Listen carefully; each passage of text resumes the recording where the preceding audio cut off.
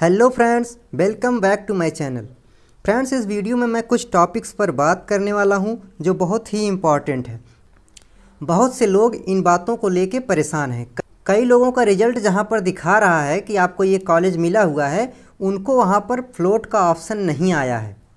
बहुत से बच्चे हैं, मैंने आपसे कहा था कि जब आपका रिजल्ट आएगा तब आपको ऑप्शंस मिलेंगे, जैसे कि फ्रीज के ऑप्शन और फ्लोट के ऑप्शन। लेकिन हुआ क्या है, बहुत से बच्चों में फ्रीज का ऑप्शन तो दिख रहा है लेकिन फ्लोट का ऑप्शन नहीं आया है। अभी तक फ्लोट का ऑप्शन वहाँ पर दिखाई नहीं दे रहा है। तो आप लोग अभी सावधानी बरतिएगा। अगर आपके रिजल्ट में फ्लोट का ऑप्शन नहीं दिख रहा है तो आप पेमेंट अभी मत कीजिएगा, क्योंकि हो सकता है वेबसाइट में कोई गड़बड़ी हो, वेबसाइट में ग्लिच हो, उसे सुधार लिया जाएगा कल तक, तो उसके बाद फ्लोट ऑप्शन दिखने लगेगा। लेकिन अगर आप जल्दीबाजी में फ्रीज कर देंगे तो आप दूसरे राउंड में पार्टिसिपेट नहीं कर पाएंगे। इस बात का आपको ध्यान रखना है। इस वीडियो में मैं बात करने वाला हूं कि किसे फ्रीज करना चाहिए, किसे फ्लोट करना चाहिए, और मैं उन बच्चों के बारे में बात करूंगा जिनको कॉलेज अलॉट नहीं हुआ है। अच्छे नंबर थे उनके, अच्छे रैंक थी, फिर भी अलॉट नहीं हुआ, और कुछ जो 5000 6000 के ऊपर थे उनको कॉलेज अलॉट नहीं हुआ है। तो उन लोगों को क्या करना है,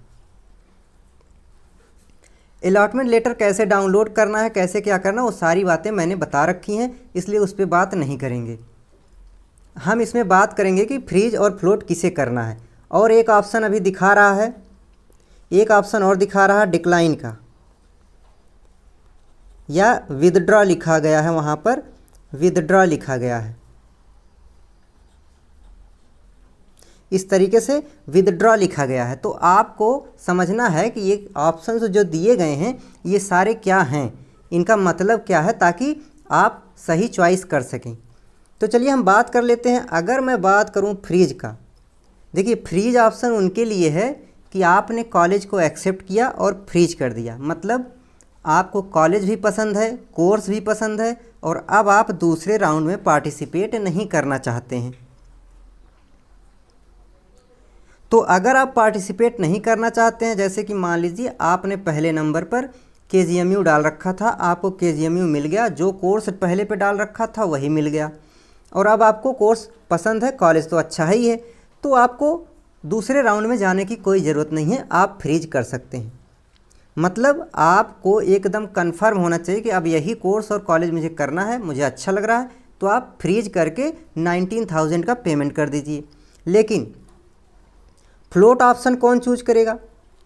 अगर मैं फ्लोट ऑप्शन की बात करूं तो देखिए फ्लोट ऑप्शन उनके लिए है, अभी बहुत से बच्चों में दिख नहीं रहा है, लेकिन हो सकता है आज रात में या फिर कल सुबह तक दिखने लगे। आप लोग को अगर नहीं दिख रहा है तो आप मेल कीजिए, इसके लिए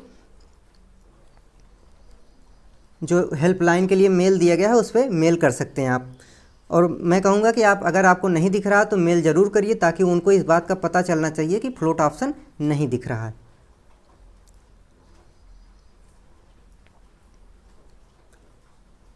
तो फ्लोट उनको करना है, जैसे कि मान लीजिए आपने पहले पे KGMU दे रखा था और दूसरे पे आपने GSVM कानपुर दे रखा था। अब आपको GSVM मिल गया, आपको ये वाला अलॉट हो गया, KGMU नहीं मिला, तो फिर आपके लिए फ्लोट का ऑप्शन होता है। आपको पसंद नहीं आया, मतलब कॉलेज आपको पसंद नहीं है, इसीलिए आपने KGMU पहले पे रखा होगा। तो कॉलेज अगर आपको पसंद नहीं है या वो कोर्स पसंद नहीं है जो मिला है, तो आप अपग्रेड कर सकते हैं, कॉलेज को अपग्रेड कर सकते हैं, उसके लिए फ्लोट का ऑप्शन है। अगर आप फ्लोट ऑप्शन चूज करते हैं और फिर 19,000 का पेमेंट करते हैं, फ्लोट को चूज करके 19,000 का पेमेंट करते हैं, तो फिर आप सेकेंड राउंड के लिए एलिजिबल होंगे। मतलब सेकेंड राउंड काउंसलिंग जब होगी तो आपका पैसा नहीं लगेगा, सिर्फ हो सकता है रजिस्ट्रेशन का 500 रुपये लगे, 5,000 रुपये जो जमा हुआ था वो नहीं लगेगा। और फिर दोबारा जब आपको कोई कॉलेज मिलेगा, दोबारा कोई कॉलेज या सीट मिलेगी, तो उसमें आपको ये 19,000 भी फिर से पे नहीं करना होगा, ये भी फिर से पे नहीं करना होगा। तो इस बात का आप ध्यान रखिएगा कि आपको दोबारा 19,000 नहीं देना होगा, ना ही 5,000 रुपये देने होंगे।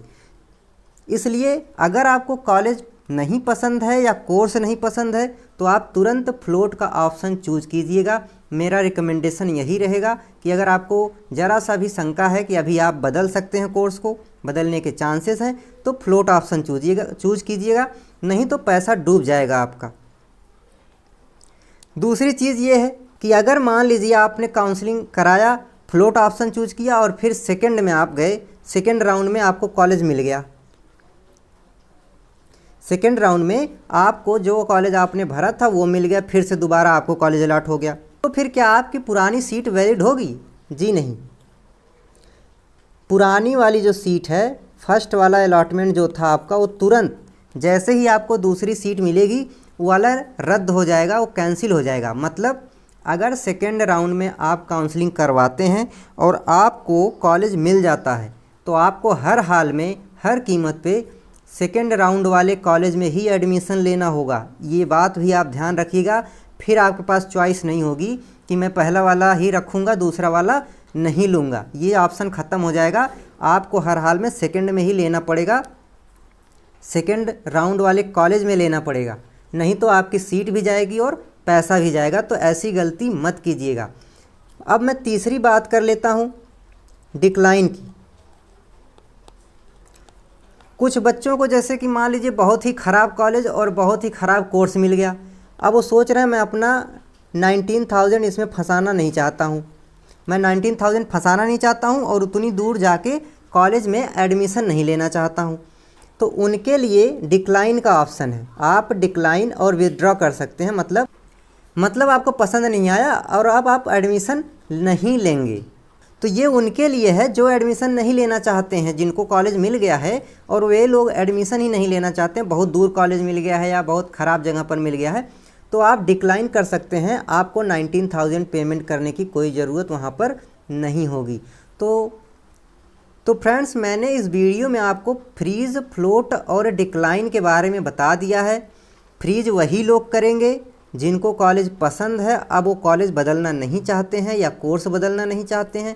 फ्लोट वे लोग करेंगे जिनको कोर्स बदलना है या फिर कॉलेज बदलना है, दोनों में से कुछ भी बदलना है, आप फ्लोट के ऑप्शन पर जाएंगे। तीसरी चीज़ इंपॉर्टेंट मैंने बताई कि अगर आप फ्लोट का ऑप्शन चूज करते हैं और दूसरे राउंड में भी आपको कॉलेज मिल जाता है, दोबारा आपको कॉलेज मिलता है, तब फिर आपको दूसरे राउंड वाले कॉलेज में एडमिशन लेना होगा, पहला वाला कॉलेज ऑटोमेटिक ही रद्द हो जाएगा। इस बात का ध्यान रखिएगा, आपके पास फिर चॉइस नहीं होगी। उसके बाद मैंने आपको डिक्लाइन वाला बता दिया, तब आपको ये 19,000 की पेमेंट भी नहीं करनी होगी। ये चीज़ें मैंने आपको बता दिया है। कुछ बच्चे परेशान हैं कि उनको कॉलेज नहीं मिला, जिनको कॉलेज अलॉट ही नहीं हुआ, कॉलेज अलॉट नहीं हुआ उनको, तो मैं उनके लिए बता दूं कि अगर आपके रैंक अच्छी थी, नंबर अच्छे थे, फिर भी कॉलेज नहीं अलॉट हुआ, इसका मतलब आपने काउंसलिंग में कोई गड़बड़ी की है, आपने कॉलेज सही तरीके से नहीं भरे हैं। लेकिन अगर आपकी रैंक 5,000, 6,000, 7,000 से ऊपर थी जनरल रैंक और तब आपको नहीं मिला है तो उसमें कोई बड़ी बात नहीं है। आपकी रैंक ज़्यादा होने की वजह से अभी आपको कॉलेज नहीं मिला है। हो सकता है कि दूसरे राउंड में आपको कॉलेज मिले। जो आपने 5,000 रुपया दिया है, जो 5,000 रुपये आपने दिए हैं वो ख़राब नहीं जाने वाला है। अभी सेकेंड राउंड में आप यही 5,000 का यूज करके काउंसलिंग करवा सकते हैं, आपका पैसा नहीं लगेगा। ये ध्यान रखिएगा, आपका पैसा नहीं लगेगा, सेकेंड राउंड में आप काउंसलिंग करवा सकते हैं। तो मैंने आपको फ्रीज, फ्लोट और डिक्लाइन बता दिया है, जिनको नहीं मिला है उनके बारे में भी बता दिया है। इस वीडियो में इतना ही बता रहा हूँ, आगे की अगर कोई जानकारी आती है तो मैं उस पर वीडियो बना दूँगा।